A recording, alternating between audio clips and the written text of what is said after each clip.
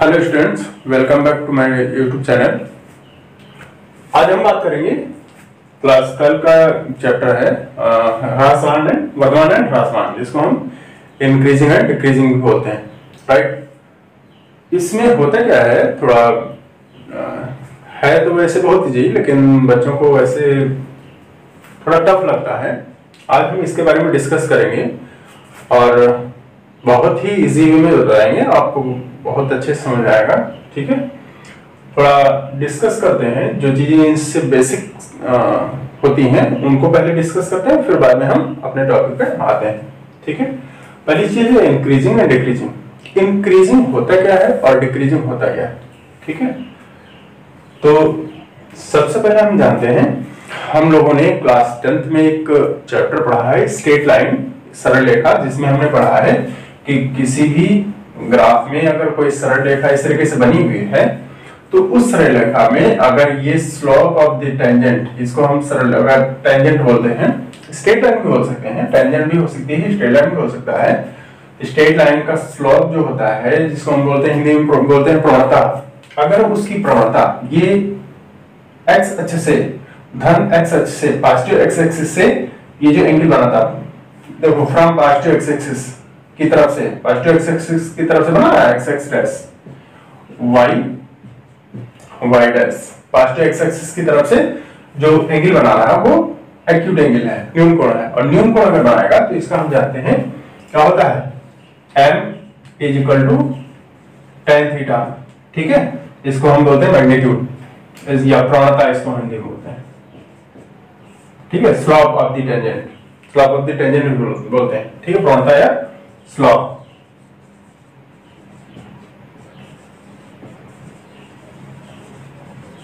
Slope of the tangent, जिसको हम m लिखते हैं, that is equal to tan theta. और इसकी वैल्यू मान लेते हैं, ये हमारा कितना होगा, 30 डिग्री होगा।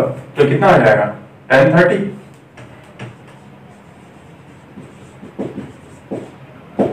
देन दिस बिकम tan 30, और tan 30 की वैल्यू क्या होती है, 1/√3। अब ये क्या है, ये पॉजिटिव आता है, तो राइट साइड से जो भी एंगल बनेगा जिसको हम मेजर करेंगे उसकी वैल्यू हमेशा पॉजिटिव आती है। ठीक, हमेशा पॉजिटिव आती है। ठीक है, अब अगर हमेशा पॉजिटिव आती है, देखो इसका स्लोप इस लाइन का, तो स्लोप पॉजिटिव है, तो इस तरीके से ये देखो x बढ़ रहा है इधर, जैसे जैसे x बढ़ रहा है, इंक्रीज हो रहा है, वैसे वैसे y कहां पे है, y यहां पे क्या है, 0 0 ओरिजिन होता है, y यहाँ है। अब y कहाँ बढ़ रहा है, देखो y यहाँ पे क्या है, यहाँ आ गया, इस वाले पॉइंट पे यहाँ y है, इस वाले पॉइंट पे यहाँ y है। अब देखो इसके साथ x भी बढ़ा, अगर इस पॉइंट की बात करें तो x यहाँ पे x कहाँ है, ये x है, जो भी हो, x इक्वल टू a। ठीक है, अब यहाँ क्या है, x इक्वल टू इस वाले पॉइंट पर, x equal to sorry y equal to यहाँ क्या है, यहाँ है अल्फा, जो भी हो।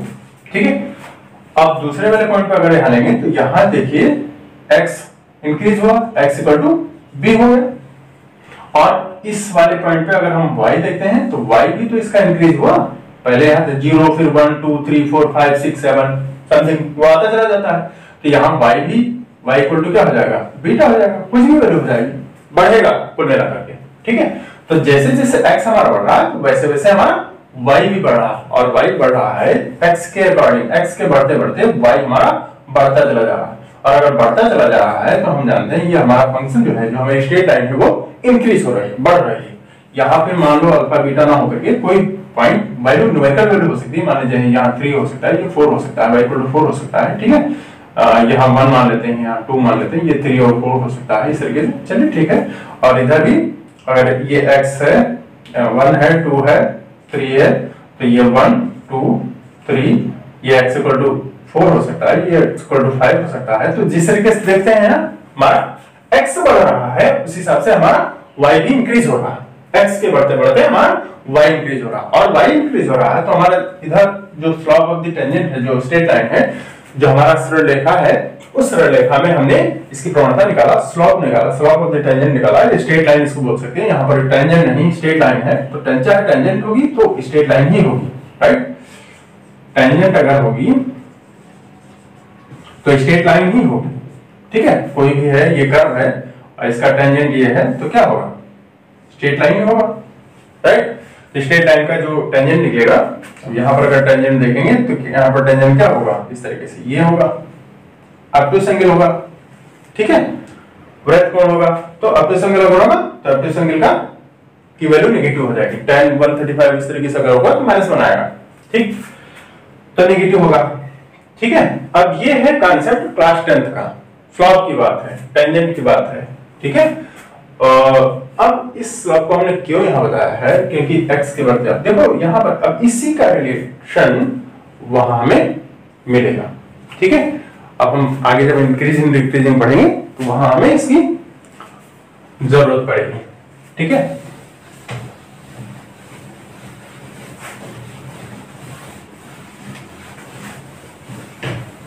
एक चीज हम ये भी देखते थे, अगर हमारे पास कोई मान लो इक्वेशन है y इक्वल टू कितना 3x + 5, तो ये क्या है, स्लॉप फॉर्म है, ठीक है, slope form of the line है। तो इसमें हमको क्या मिलता है, ये कौन सी फॉर्म है, y equal to mx + c form, right, slope intercept form है। तो इसमें हम क्या जानते हैं, ये जो वैल्यू होती है, this is the slope of the tangent, slope of the straight line, that is equal to m, and here this is equal to 3 in this question, in this straight line, ठीक। तो अब यहाँ हम देखेंगे कि इसका संबंध आने वाली जो कर्व की जो इंक्रीजिंग और डिक्रीजिंग है उसमें कैसे है, इसके बारे में हम डिस्कस करेंगे। तो देखेंगे हम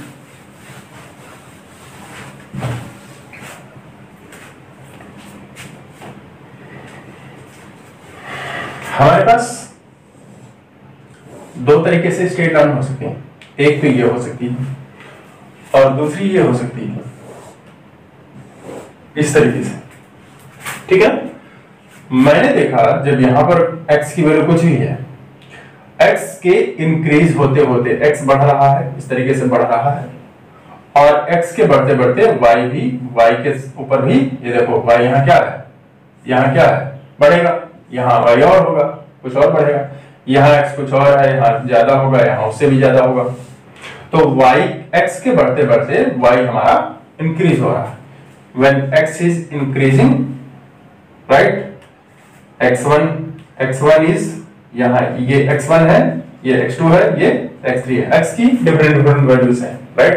x1 is less than x2, right, x2 is greater than x1, x1 is less than x2, therefore this is, here is y1, this is y2, और इसको हम क्या लिख सकते हैं, therefore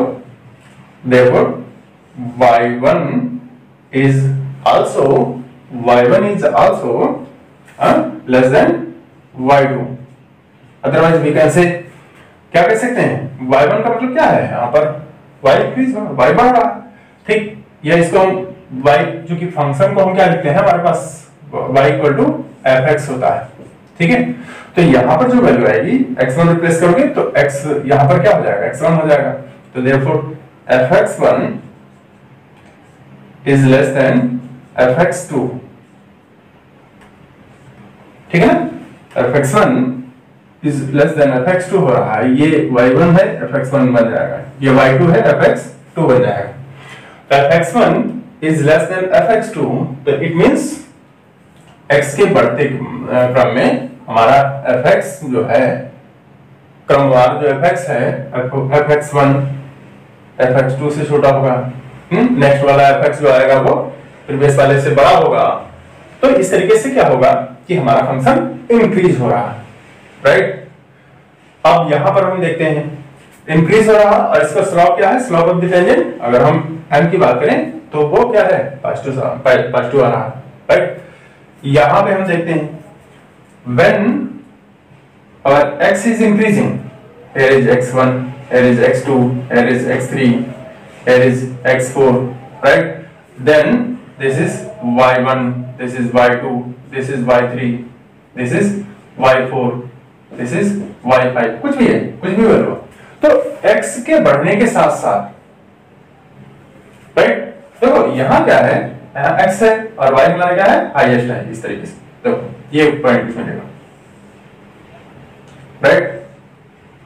ठीक, तो मान लेते हैं यहाँ x1 है, x इक्वल टू 1 है, तो y हमारा क्या है 4.5 बनेगा।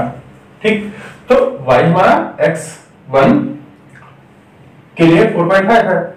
जब x2 की बात करते हैं तो इसको जब स्ट्रेट लाइन से हम मैच करें तो ये greater than y3, it means 3 से कुछ ज्यादा होगा। अगर हम नंबर यहाँ पे लिखते हैं 1 2 3 4 5 नंबर्स को कर दें तो यहाँ क्या हो जाएगा 1 2 3 4।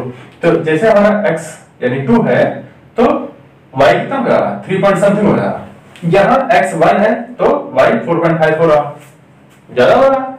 तो x के बढ़ते बढ़ते y जो है हमारा वो घट रहा है, डिक्रीज हो रहा है, राइट। और अगर डिक्रीज हो रहा है तो यहाँ कंडीशन क्या आती है, देखो है x1 जब 1 है 1 की पोजीशन पे है तो y1 हमारा 4.5 है, x2 जब हमारा 2 के है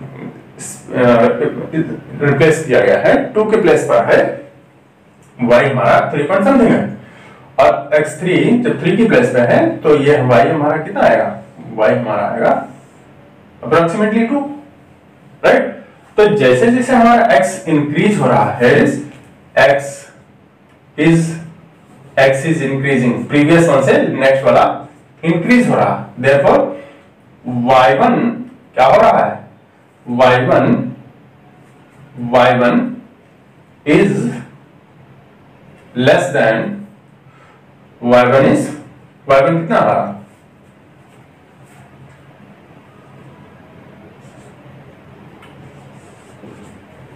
ठीक है, y1 is less than y2।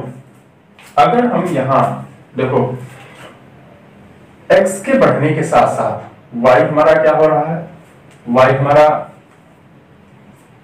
पहले कितना था, अगर हम यहां पे देखेंगे y1 क्या है, x जैसे x पर हमारा y कितना है, y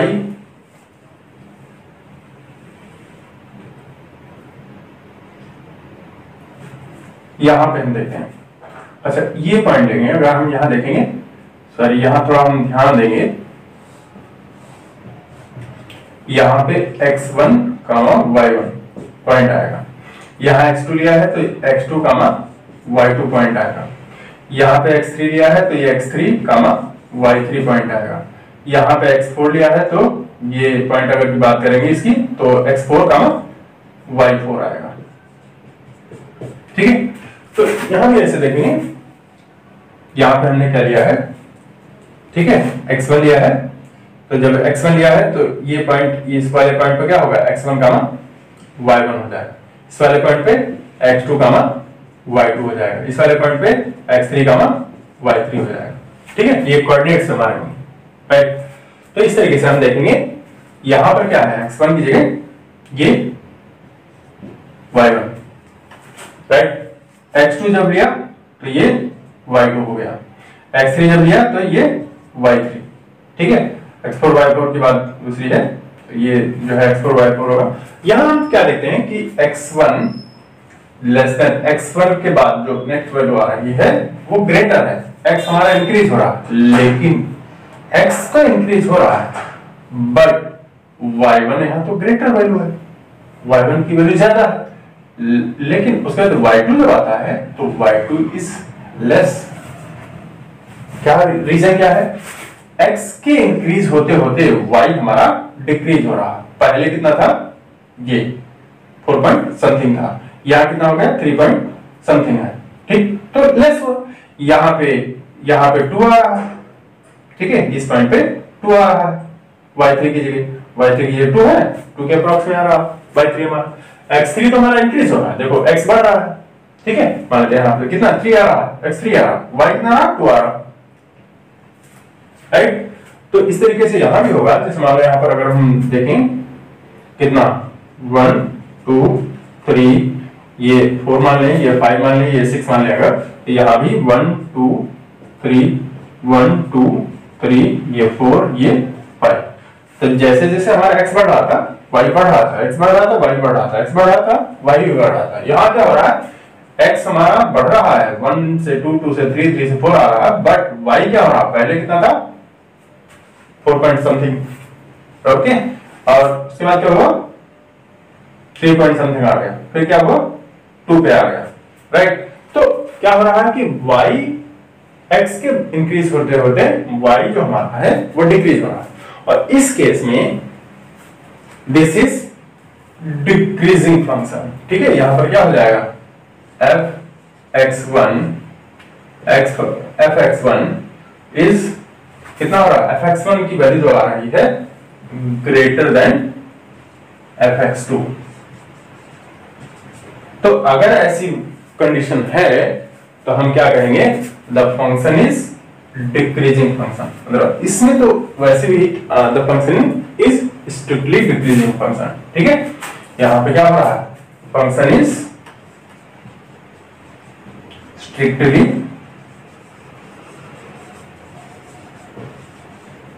डिक्रीजिंग फंक्शन। यहां पे क्या हो रहा था, यहां पे the function is strictly increasing, लगातार बढ़ता जा रहा है, therefore the function is strictly increasing, ठीक है। अब इसके लिए हमारे पास 4-5 कंडीशंस आती हैं, तो उनको हम देखेंगे कौन कौन सी कंडीशन होती हैं। पहली कंडीशन है हमारे पास ये बात, दूसरी कंडीशन है, तीसरी कंडीशन है,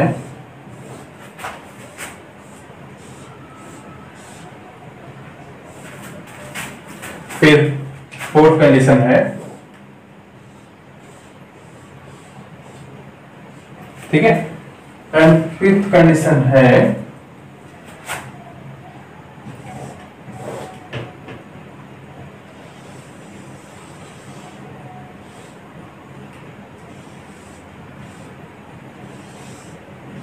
ठीक है। यहां पे हम देखते हैं, यहां हमें क्या मिला, अभी दो के बारे में तो मैंने बताया ही है कि हमारा जैसे जैसे x इंक्रीज हो रहा है y भी इंक्रीज हो रहा है, ठीक है।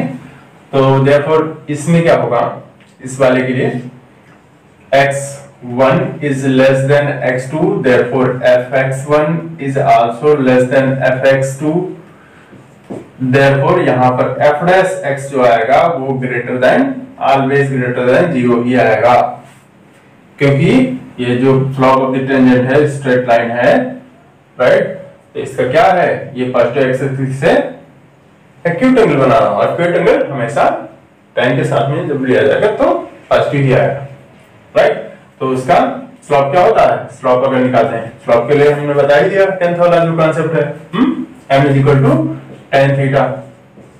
वैसे एक फार्मूला और भी होता है, m y2 - y1 अपान x2 - x1, वो तो तब निकाला जाता है जब दो पॉइंट्स हमको दिए गए होते हैं, दोनों एंड पॉइंट हमें स्ट्रेट लाइन के दिए गए होते हैं, ठीक है, कोई बात नहीं, इससे कोई मतलब नहीं। यहाँ पे हम देखेंगे कि f dash x जो होगा, f dash x को ही m tan थीटा, ये तो हम निकालते हैं हाई स्कूल लेवल पे, और इसी को हम लिखते हैं f dash x जब यहाँ हम 11-12 की बात करते हैं, ठीक है। जब 12 में पढ़ते हैं तो हम इसी को f dash x, यही इसका प्रवणता हो जाती है, इसी को हम स्लोप बोलते हैं, right, slope of the straight line, otherwise curve. Straight line curve भी हो सकता है, ठीक है, या फंक्शन कुछ भी बोल सकते हैं, राइट। और यहां हम देखेंगे x1 is less than x2, but condition is, यहां पे ये लिख सकते थे x1 is less than x2, therefore y1 is also less than y2। y1 y2 लिखो, चाहे y1 की जगह fx1 हो गया और y2 की जगह fx2 हो गया, राइट। यहां हम क्या लिखेंगे, y1 अगर हम x1 यहां लेंगे तो y1 यहां कहीं आएगा, x2 यहां लेंगे तो y2 यहां कहीं होगा, ठीक है, मैंने बताया था y1 is greater than y2, ठीक है, क्यों? क्योंकि अगर ये पॉइंट लेंगे तो यहाँ पे इसके लिए क्या होगा, ये x1 और ये y1। अगर ये पॉइंट लेंगे दूसरा ये पॉइंट, तो ये x2 और ये y2। देखो यहाँ x2 बढ़ रहा है लेकिन y2 घट गया, डिक्रीज हो गया। तो x के बढ़ते बढ़ते x के बढ़ रहा है, x बढ़ रहा है, y घट रहा है, तो कर्व हमारा क्या है, देखो डिक्रीज हो रहा है, नीचे की तरफ आ रहा। यहाँ पे क्या है, हाईएस्ट पे है, उसके बाद नीचे नीचे लगातार नीचे आ रहा, right.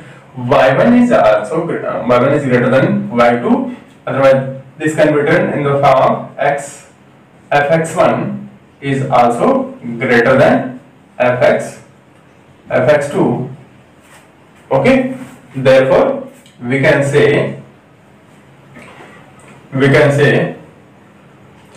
f dash x is less than 0. In this case we can say the function is strictly increasing, ठीक है, the function is strictly increasing, ठीक है, लगातार बढ़ रहा है। और इसमें क्या हो रहा, घट रहा है, क्या हो रहा, the function is strictly decreasing, right. फिर हम यहाँ पे हम क्या देखते हैं, मान लो ये x1 है, ये x2 है, यहाँ x3 है, x4 है, x5 है, x6 है, इस तरीके से, ठीक है। तो y हमारा क्या हो रहा है, बढ़ रहा है, ठीक है, यहाँ पे y बढ़ रहा है। उसके बाद जब यहाँ से देखो x यहाँ से यहाँ है तो बिल्कुल फिक्स है, y हमारा नहीं बढ़ा, ठीक है। यहाँ मान लेते हैं x1 है, ये x2 है, फिर यहाँ x3 है, फिर यहाँ आ गए x4 आ गए, यहाँ पे आ गए, ठीक है, x5 आ गए, फिर यहाँ आ गए तो ये s6 आ गए, ठीक। नंबर मान लो यहाँ 1 2 3 4 5 6 इसी तरीके से मान लो, राइट, ठीक है। ये मान लो ये 1 है, ये 2 है, यहाँ 3 है, 4 है, 5 है और ये 6 है, कोई बात नहीं, ठीक है। और जैसे जैसे ये बढ़ रहा है, यहाँ मान लीजिए ये 1 है, ये 2 है, यहाँ देखिए ये 3 होगा, ठीक, फिर यहाँ कहीं 4 आएगा, ठीक है, यहाँ कहीं ये 5 आएगा, फिर यहाँ कहीं 6 आएगा, फिर यहाँ कहीं ये 7 आएगा। अच्छा यहाँ देखो क्या हो रहा है कि y, अगर इसको हम इंडिकेट करना चाहेंगे तो ये क्या हो जाएगा, x1 के साथ ये y1 हो जाएगा, y2 हो जाएगा, y3 हो जाएगा, फिर आगे बढ़ता चला जाएगा, ठीक है। तो y1, ठीक है, इसके साथ x2 के साथ ये y2, ठीक है, यहाँ भी y3 यहीं पे होगा। चलो इधर हम नहीं लिखते, ये x1 y1, ठीक है, यहाँ पे ये x2 y2, ठीक है, ये x3 y3, ये x4 y4, ये है x5 y5 और यहाँ x6 y6, ये हो गया, ठीक है। जैसे जैसे हमने देखा x हमारा कितना हो रहा है, 1 पे है, तो y x हमारा 1 पे है, y भी 1 पे है, x हमारा 2 पे है, y हमारा 2 पॉइंट समथिंग पे, y हमारा 3 पे है, राइट। तो उसके बाद हमने देखा x हमारा 3 पे है तो y भी हमारा 3 पे है, यहाँ देखो नहीं बढ़ा, ठीक, क्या हुआ, x हमारा 1 पे है, y 1 पे है, x हमारा 2 पे है, y 3 पे आ गए, लेकिन x 3 पे है, x बढ़ गया, y अभी भी 3 पे है, कांस्टेंट रहा, चेंज नहीं हुआ, बढ़ा नहीं, ठीक। तो यहाँ नहीं बढ़ा, फिर हम देखते हैं x हमारा 4 हो रहा है, y फिर बढ़ गया, y हमारा 5 हो रहा है, यह इंक्रीज हो गया, फिर हमारा x बढ़ रहा है, x हमारा 5 हो रहा है, y वही है, y 5 ही है, y इंक्रीज नहीं हुआ है, ठीक है, कांस्टेंट है, 4 से लेके 5 तक x हमारा बढ़ा, 4 से 5 हुआ, बट y 5 ही रहा, ओके। देन आफ्टर हम देखते हैं एक्स हमारा 5 से 6 हो रहा है, ओके, लेकिन y हमारा क्या हो रहा है, हाँ y यहां बढ़ रहा है, y हमारा कितना हो गया यहाँ 5 से 7 हो गया, तो यहाँ इंक्रीज हो रहा है। इस केस में देखो पहले क्या हुआ, x बढ़ा y बढ़ा, x बढ़ा y बढ़ा, x बढ़ा y वही रहा, फिर x बढ़ा y बढ़ा, x बढ़ा y वही रहा, फिर x बढ़ा y फिर बढ़ गया। तो ऐसी कंडीशन में when x पहले बढ़ता भी है, फिर कांस्टेंट हो जाता है, फिर बढ़ता है, फिर कांस्टेंट हो जाता है, फिर बढ़ता है, तो इस कंडीशन में हमें क्या मिलता है, when x, तो यहां देखो यहां क्या होगा, यहां पर थोड़ा ये देखेंगे कि f डैश x जो निकलेगा, x1 x2 का कोई वो फर्क नहीं पड़ेगा, हालांकि x1 से x2 बढ़ रहा है, ठीक है। देखो f x1 के x1 से x2 ठीक है, मिल जाएगा कि मान लो यहां पर है, यहां नहीं, यहां बढ़ रहा है, x1 जो है x2 ग्रेटर देन x1 है, ठीक है।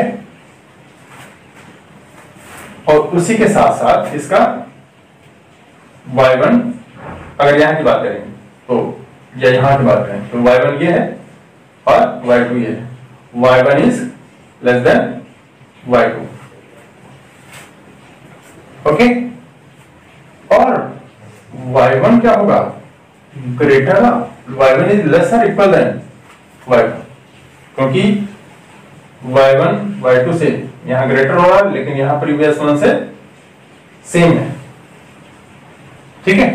तो इस कंडीशन में क्या होगा, अच्छा यहां पर क्या होगा, जो f डैश x होगा वो भी क्या होगा, that is greater or equal than 0, क्योंकि यहां पर ये है पॉजिटिव साइड से ये जो एंगल बनेगा वो एक्यूट एंगल बनेगा, और tan थीटा एक्यूट एंगल का पॉजिटिव निकलेगा, यहां पे tan 0 हो जाएगा, tan 0 की वैल्यू 0, तो जो हमारा f डैश x है वो क्या होगा, 0 हो जाएगा, ठीक। इस कंडीशन में हम क्या कहेंगे, द फंक्शन इज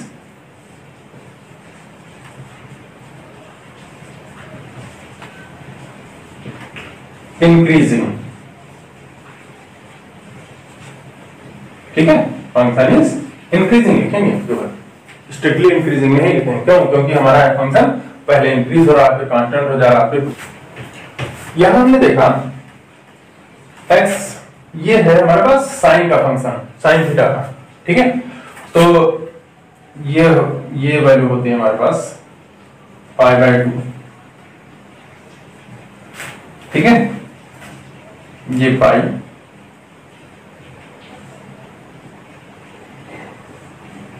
थ्री π/2, ये 2π, और उसके आगे आता चला जाएगा, ठीक है। मैंने देखा कि जब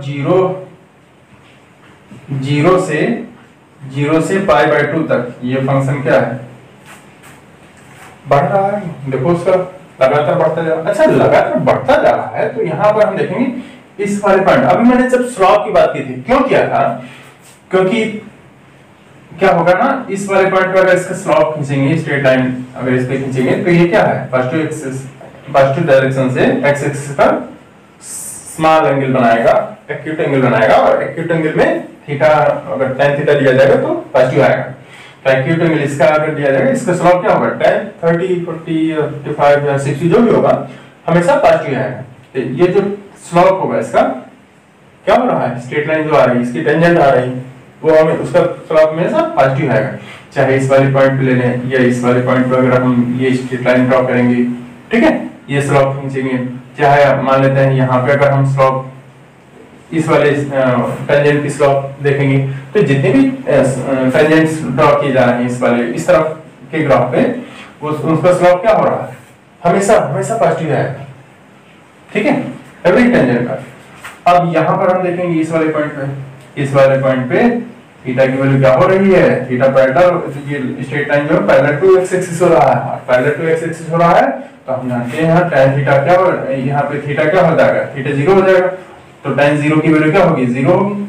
और यही इसमें जो है स्लॉप निकलता है m, और यही m इक्वल टू जो है 0 होगा, तो यही तो होता है f डैश x। हाँ, f dash x equal to m equal to 0, तो ये 0 हो रहा, तो यहाँ तो कांस्टेंट हो जाएगा, बट यहाँ पर स्लॉप इसकी पॉजिटिव है।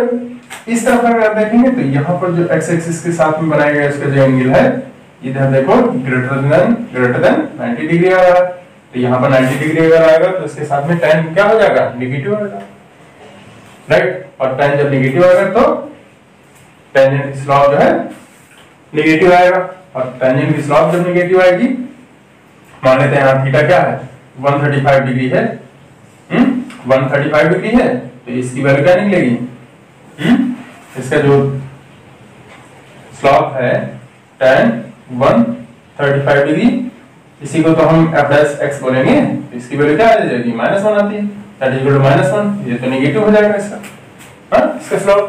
और अगर नेगेटिव होगा तो क्या हो रहा है, देखो इधर का ग्राफ क्या हो रहा है, घटित हो रहा है, देखो यहाँ डिक्रीज हो रहा है, यहाँ से यहाँ तक, ये जो है अगर इसका हम लिमिट दे दें कि इस इंटरवल में अगर देखें कि 0, हम यहाँ पर बात करेंगे 0 टू π/2, तो देखो इंक्रीज हो रहा, डिक्रीज हो रहा, लगातार इंक्रीज हो रहा, ठीक है, इस इंटरवल में इंक्रीज ही हो रहा, लेकिन उसके बाद अगर हम π/2 से लेकर के 3π/2 तक अगर देखते हैं तो लगातार डिक्रीज हो रहा।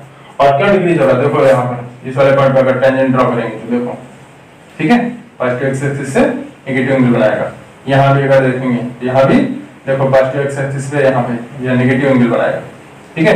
इस वाले पॉइंट पे भी अगर ड्रॉ करेंगे तो नेगेटिव पॉजिटिव एक्स एक्सिस से ग्रेटर देन 90 डिग्री होगी, तो उसका रिजल्ट जो आएगा वो tan के साथ में नेगेटिव आएगा, ठीक है। यहाँ पे फिर देखो यहाँ पे पैरेलल हो गया, यहाँ पे 0 आ जाएगा, तो इसका मतलब कांस्टेंट आएगा, ठीक है ना, तो कांस्टेंट आएगा, इसका मतलब वहां पर f डैश x 0 होगा, ठीक। तो यहाँ पर हम देखेंगे, इसके लिए हम जब बात करेंगे तो थोड़ा विशेष ध्यान रखेंगे, इंटरवल की बात करेंगे, इंटरवल की जब बात करेंगे तो 0 टू π/2, अगर इंटरवल हम बात करेंगे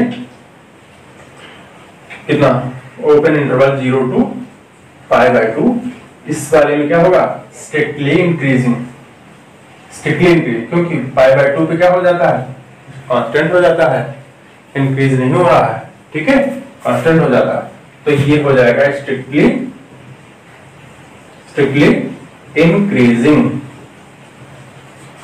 राइट। फिर π/2 से लेकर के 3π/2 तक बात करते हैं, π/2 से लेकर के 3π/2 तक की बात करते हैं, तो यहाँ पे क्या हो जा रहा है, देखो लगातार डिक्रीज हो रहा, गिर रहा ग्राफ उसका, है ना, तो यहाँ पे हो जाएगा स्ट्रिक्टली डिक्रीजिंग, राइट। फिर हम बात करें कि 0 से लेकर के पाई तक की, ठीक, अगर हम 0 से लेकर के पाई तक की बात करें तो 0 से लेकर के पाई तक की बात करें, ओके, तो यहां पे क्या हो रहा है, देखो ये 0 से लेकर के इंक्रीज भी हुआ, तो कांस्टेंट हो गया, फिर डिक्रीज भी हुआ, तो यहां क्या हो रहा है, मतलब दोनों चीजें हो रही, ठीक है, दोनों चीजें हो रही, तो नाइदर इंक्रीजिंग नॉट डिक्रीजिंग, ठीक, neither increasing not decreasing, okay, ये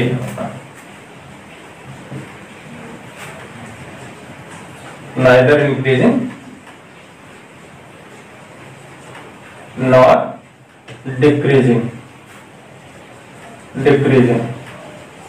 ठीक है, क्यों, क्योंकि किसी भी इंटरवल में, जिस इंटरवल में बढ़ भी रहा हो और घट भी रहा हो, तो पूछ क्या रहा है कि explain the function is increasing और डिक्रीजिंग, तो क्या यहाँ केवल इंक्रीजिंग है यहाँ से यहाँ तक के इंटरवल में, नहीं, क्या यहाँ केवल डिक्रीजिंग है, नहीं, इंक्रीजिंग ही है और डिक्रीजिंग ही है, तो इसलिए हम लिख देंगे नाइदर इंक्रीजिंग और नॉट डिक्रीजिंग, ठीक है, ये है, तो ये है हमारा टॉपिक, राइट।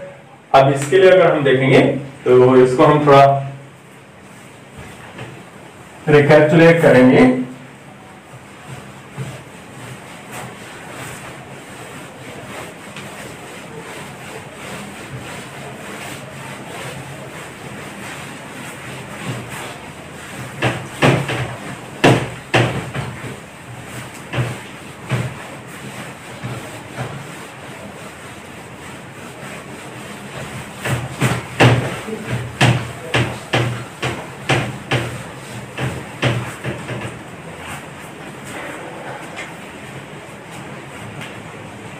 हमें क्या मिलेगा, x1 is less than x2, therefore fx1 is also less than fx2.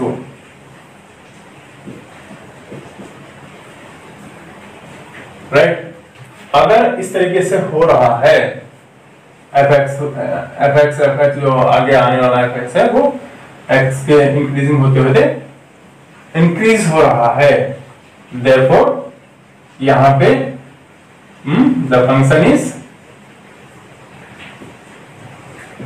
strictly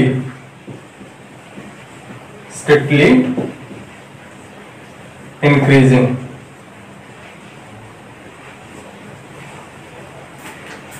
next हम देखते हैं x1 is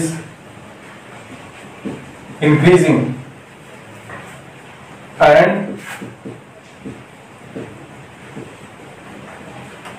fx is decreasing. Therefore we can say the function is strictly